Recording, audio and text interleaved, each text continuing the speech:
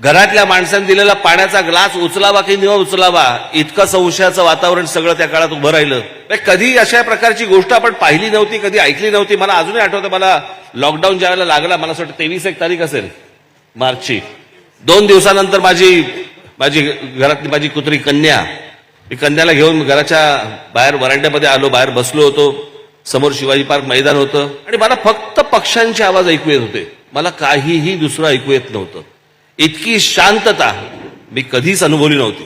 तशा प्रकारची शांतता ज्यावेळेला आपण दौऱ्यावरती वगैरे जातो, बाहेरगावी वगैरे जातो आणि आसपास कुठेही आपल्याला मनुष्यवस्ती दिसत नाही, सगळी आजूबाजूला शेतं दिसतात, त्यावेळेला आपण ज्यावेळेला गाडी बंद करतो, ती जी शांतता असते ना, ती सगळी शांतता सगळ्या ठिकाणी पसरलेली होती. फक्त पक्ष्यांचे आवाज होते. मला कधी कधी वाटतं पत्र लिहून नरेंद्र मोदींना कळवावं की महिन्यातनं 1-2 दिवस लॉकडाऊन ठेवा. हा सगळा परत गजबजाट सगळा सुरू झाल्यानंतर असं वाटतं की ती शांतता केवढी चांगली होती.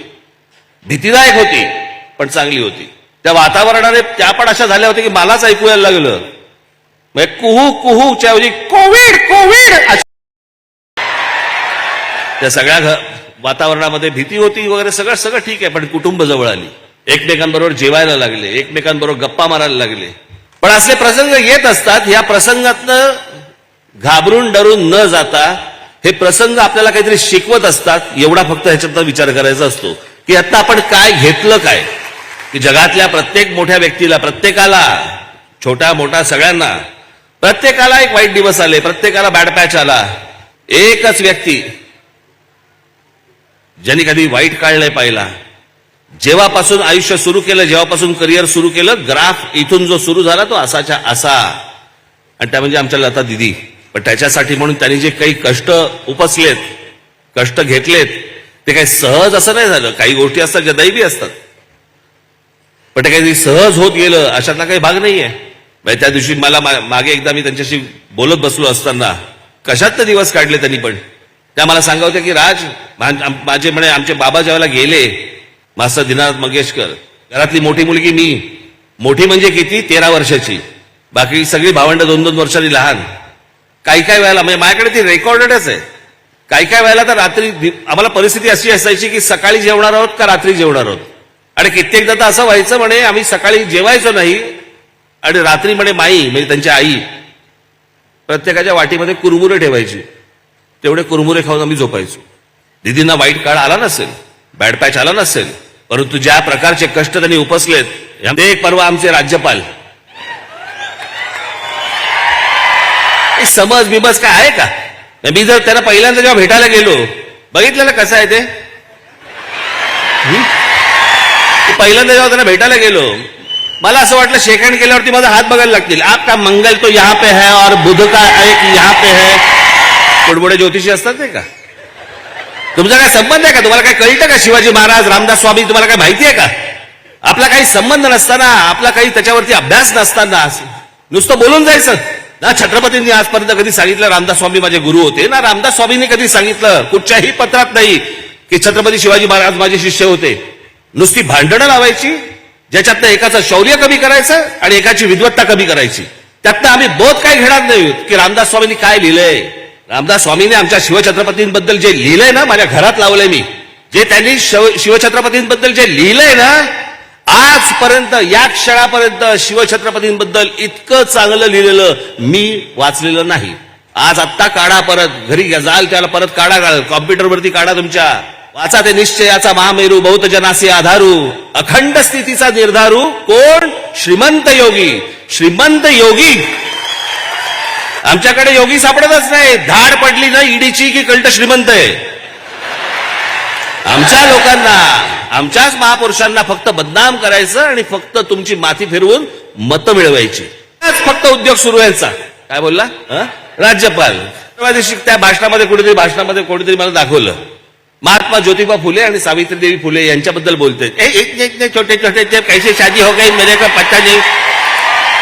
तेव्हा लहानपणी व्हायची लग्न, तुमचं अजून नाही झालं. चला नको तिथे बोटं घालायची आहे ना, काही सवय मला काही कळत नाही मला. मग सगळे बाकीचे आहेतच. आपको क्या लगता है, आपको क्या लगता है.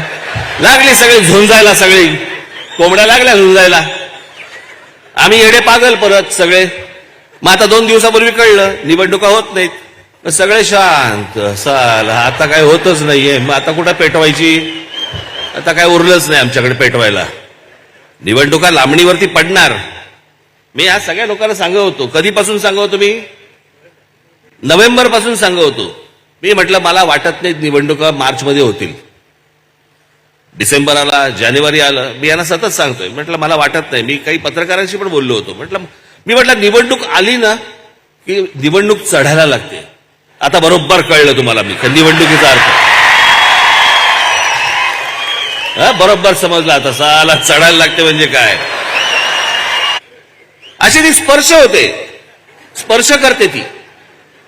वातावरणामध्ये निवडणूक यायला लागते, वातावरणात यायला लागते. मला वातावरणात निवडणूकच दिसेना. आमच्या ओबीसी समाजाचं कारण पुढे केलं, त्यांची मोजणी करायची वगैरे वगैरे, सगळं झूट. याला घ्यायच्याच नव्हत्या. मला कोणाच्या वैयक्तिक आयुष्याबद्दल मला काही देणं घेणं नाही. कोणाच्या काही काय म्हणतो त्याला आरोग्याविषयी मला काही त्याच्याबद्दलही काही बोलायचं नाहीये. मुख्यमंत्र्यांची तब्येत चांगली नाहीये, मला मान्य आहे, त्याच्याबद्दल पण मला काही बोलायचं नाहीये. पण खरं कारण ते आहे,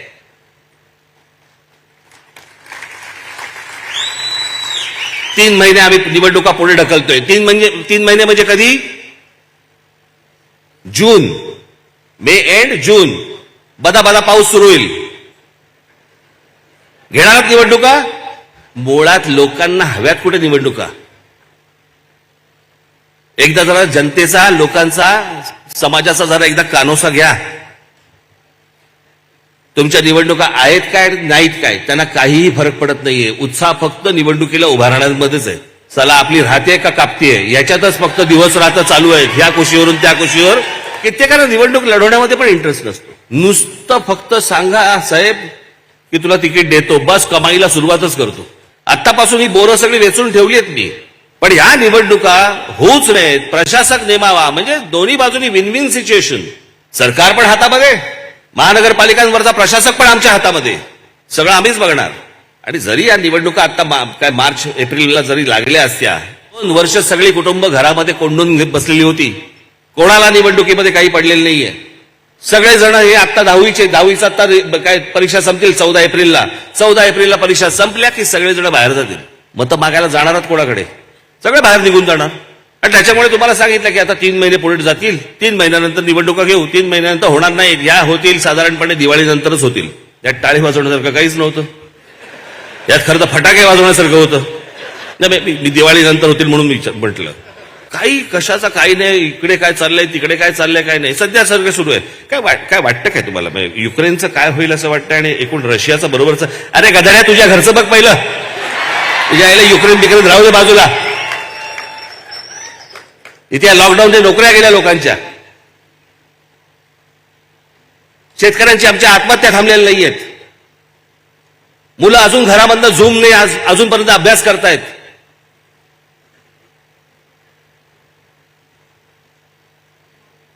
जे पटांगणावरती, क्रीडांगणावरती जाऊन खेळायचं वय आहे त्या वयामध्ये घरात बसलेत.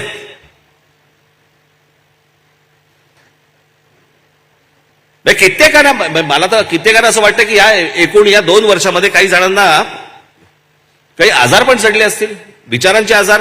काय वेळेला मला कोणीतरी ते क्लिप दाखवतात, म्हणजे काय म्हणतात त्याला, रील. नवरा बायको काहीतरी चाललेलं असतं, मग बायको काहीतरी म्हणते, मग नवरा काहीतरी म्हणतो वगैरे. हे वेट लागलंय, कळलं का? ती 2 वर्षाची आहेत ना घरात बसून, त्याच्यामध्ये समजे ना काय चाललंय ते आपल्या आयुष्यामध्ये. कोणी आपल्याला भेटत नाही, काही करत नाही, आपलंच काहीतरी करू.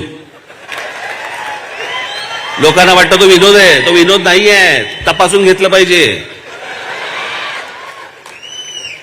सगळेच तसे असतील अशाला भाग नाहीये.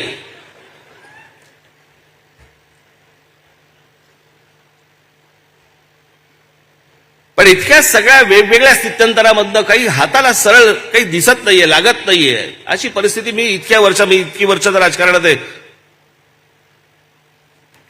प्रत्यक्ष राजकारण, त्याच्या अगोदर ज्यावेळेला मी व्यंगचित्र करत होतो त्यावेळेला राजकीय व्यंगचित्र करत होतो, त्याच्यामुळे त्याचं ते एक राजकारण तेव्हा होतच. मी अशी परिस्थिती कधीही बघितलेली नाही.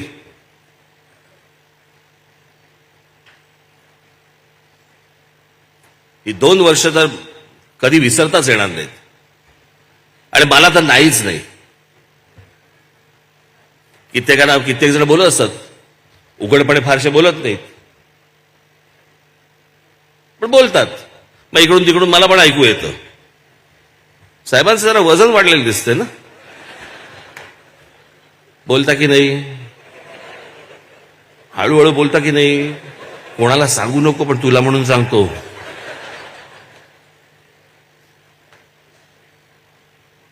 दीड वर्षापूर्वी माझा टेनिस खेळता खेळता हात फ्रॅक्चर झाला. तो फ्रॅक्चर तुम्हाला 4 महिने माझे त्याच्यात गेले. त्याच्यामुळे एक्सरसाइज माझा बंद झाला. नंतर माझ्या पायाचं एक छोटं ऑपरेशन झालं. त्याची रिकव्हरी साधारणपणे तरी काहीतरी 12 महिने वगैरे सांगितली आहेत रिकव्हर व्हायला. त्याच्यामुळे तिथे एक्सरसाइज थांबला, या बाजूने एक्सरसाइज थांबला, या बाजूने हे नाही थांबलं,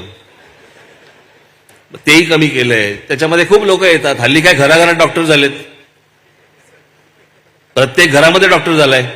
हे बघ, तसं करू नको, मी तुला सांगते पालेभाजी खात जा, हे खात जा तुझ्या. आणि मग औषधं सांगतात, इतकी डेंजरस असतात ती. काय घे, एक कढीपत्ता घे, त्याच्यामध्ये तुझ्या तुळशीची 2 पानं टाक, त्याच्यावरती एक हळद टाक, आणि मग ना त्याच्यावरती माशाच्या लघवीचे 2 थेंब टाक. आता माशाची लघवी आणायची कुठून बरं? त्या पाण्यामधनं शोधायची कशी?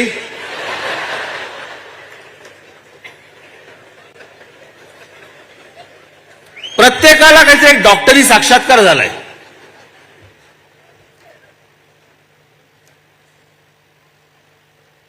जसं तिकडे वेड लागले, तसं राज्यांमध्ये पण वेड लागले. जे काय रोज आपण बघतोय, मी आज काय फार तुमच्यासमोर जास्ती कुठचे विषय फार मांडणार नाहीये.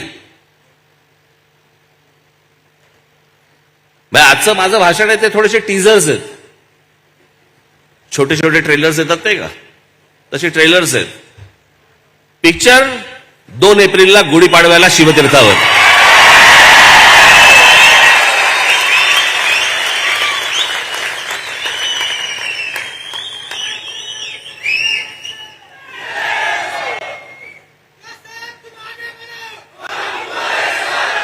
काय चाललंय राज्यामध्ये मला कळत नाही. मला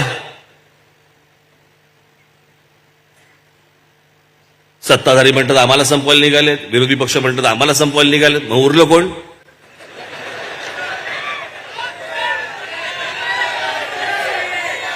उरलो आपण.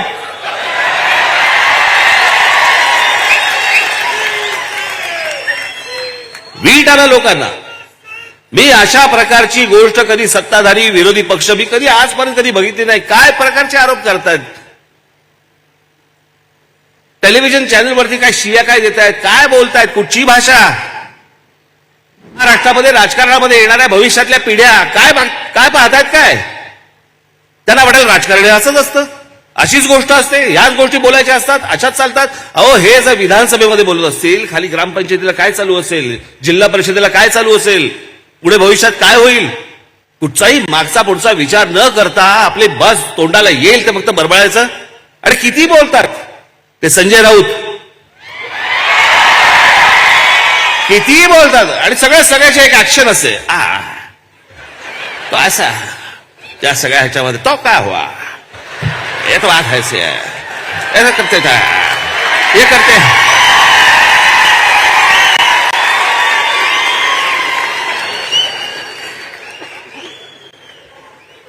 चॅनल लागलं की हे सुरू, कॅमेरा हटला, हा बाकी काय चाललंय, सगळं व्यवस्थित, एकदम व्यवस्थित वगैरे. मग हे कुठून आलं ऍक्शन?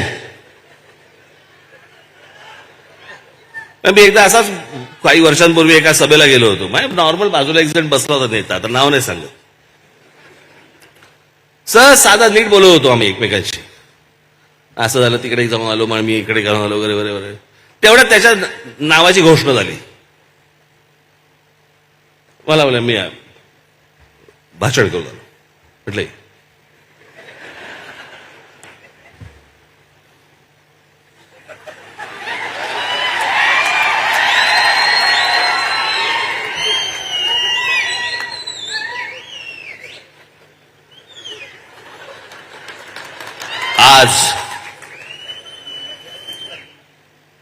येथे जमलेले सर्व अरे का आत्ता नीट होतास? झालं काय तुला? प्रॉब्लेम काय झाला? तसं आहे ते. मला सामने जो किया है डोळे मोठे बिटे करणार, भुवा बिवा उडवणार बिवणार, किती बोलतो.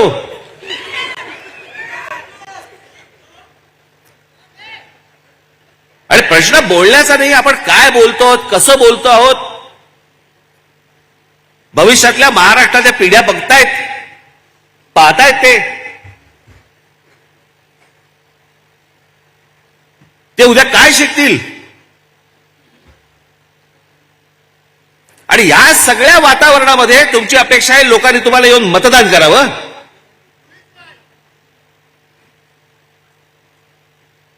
कोणी महिलांच्या प्रश्नावरती बोलतंय? कोणी नाही. जे विद्यार्थी घरी राहिलेले आहेत त्यांच्या शालेय जीवनाचं काय होणार आहे माहीत नाही. जी मुलं कॉलेजमध्ये आहेत त्या मुलांचं काय होणार आहे कल्पना नाही. ते पास झाल्यावर त्यांच्या नोकऱ्यांचा प्रश्न कसा सुटणार आहे त्याच्यावरती कोणी बोलतंय? कोणी नाही. त्यांनी शहरात यायचंय का ग्रामीण भागामध्ये राहून त्यांनी शेती करायची आहे त्याच्यावर कोणी बोलत नाही. आमच्या महाराष्ट्रामधली एसटी सुरू होणार की नाही एसटी सुरू होणार याच्याबद्दल कोणाला चिंता नाही. चिंता काय? एकमेकांवर रेट टाकतायत. लोकांना काय देणं घेणं आहे? मी तुम्हाला खरं सांगतो, सत्य परिस्थिती सांगतो. खासदार होऊ देत, आमदार होऊ देत, नगरसेवक होऊ देत, जे लोक मतदान करतात ना, ही तुमची आभार माना त्यांचे, की त्यातले 1% लोक देखील तुमच्याकडे येत नाहीत काही कामासाठी. उगाच आपले कार्यालय उघडून बसतात. फराळा ढिमका संपर्क कार्यालय. कोण करणार संपर्क? का करायचं तुला संपर्क?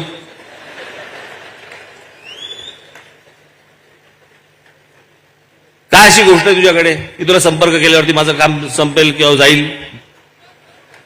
काही नाही. संपर्क कार्यालय एकटा बसलेला असतो वाट बघत. कार्यालय न उघडता देखील लोकांनी तुम्हाला संपर्क केला पाहिजे की माझं काम हे आहे, जरा करून देता का?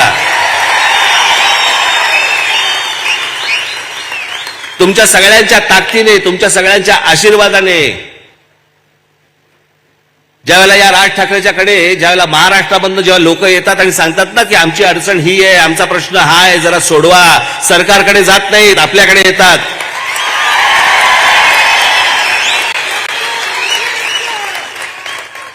आणि याचं कारण त्यांना विश्वास असतो की इथे प्रश्न सुटेल.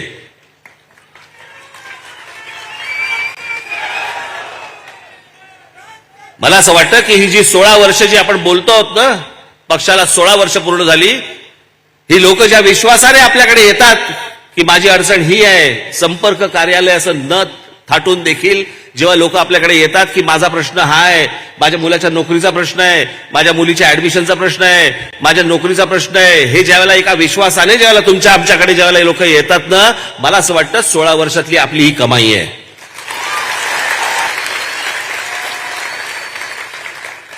गेल्या लॉकडाऊन मध्ये जे तुम्ही काम केलं, माझ्याकडे त्याच्याबद्दल आभाराला शब्द नाहीत. कोणत्याही गोष्टींची पर्वा न करता माझ्या महाराष्ट्रामधल्या सगळ्या महाराष्ट्र सैनिक कुठच्याही करोनाचा भीती न बाळगता तो ज्या ठिकाणी जिथे जिथे काही त्रास होईल, जिकडे जिकडे काही अडचण असेल तिकडे जिकडे पोहोचला. कोणाला खायला नाही, कोणाला प्यायला नाही, कोणाला काही हॉस्पिटलला घेऊन जायचंय, कोणाला सलाईनचा काय मिळत नाहीये, बाकी गोष्टी मिळत नाहीयेत, काही वैद्यकीय त्यांच्यावरती उपचार काही मिळत नाहीयेत, त्यावेळेला जो महाराष्ट्र सैनिक जो महाराष्ट्रामध्ये माझा धावून गेला, इतर राजकीय पक्षांचा कोणीही तिकडे धावून नाही गेलाय, तिकडे फक्त होता माझा महाराष्ट्र सैनिकच होता. लोक विश्वासाने त्याच्याकडे येत होते आणि तो इमाने इतबारे प्रामाणिकपणे काम करत होता. ते तुम्ही लोक सगळेजण आहात. त्यामुळे तुमचे आभार कसे मानायचे मला समजतच नाही, खरंच समजत नाही. तुमच्यामधल्या पोटामधली जी आग आहे ना की माझ्या महाराष्ट्रासाठी काहीतरी करायचे, ही आयुष्यात कधी विझून देऊ नका.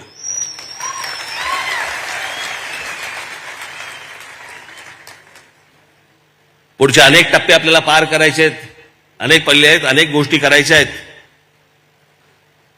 मला असं वाटतं आता या पुढच्या काही दिवसांपासून माझ्या सगळा फेरफटका सुरू होईल. अनेकांच्या घरी मी मध्यंतरी गेलो, जेवलो. अनेकांच्या घरी जायचंय अजून. मी ठरवलेलंच आहे की ज्या ज्या वेळेला तिकडे जाईन त्यावेळेला आपले कोणी तिथले जे कोणी पदाधिकारी असतील त्यांच्या घरी जेवणार.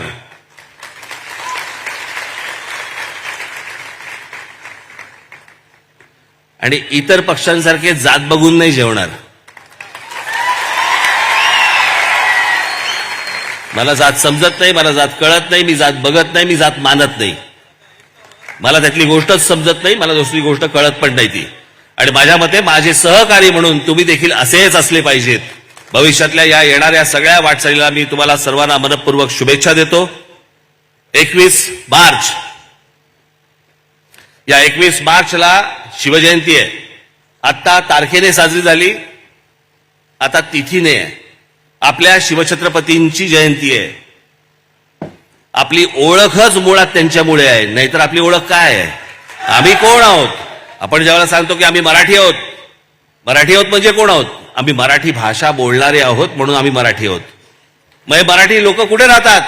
तो आमचा राजा जो शिवछत्रपती जो होऊन गेला ना, त्याच्या भागात आम्ही राहतो.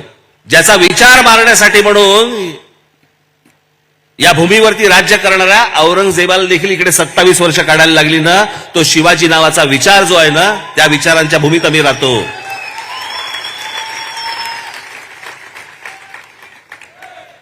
तारखेने करावी का तिथीने करावी? 365 दिवस करा.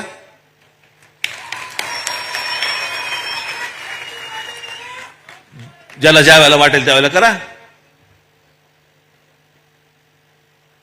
तिथीने का करतोय?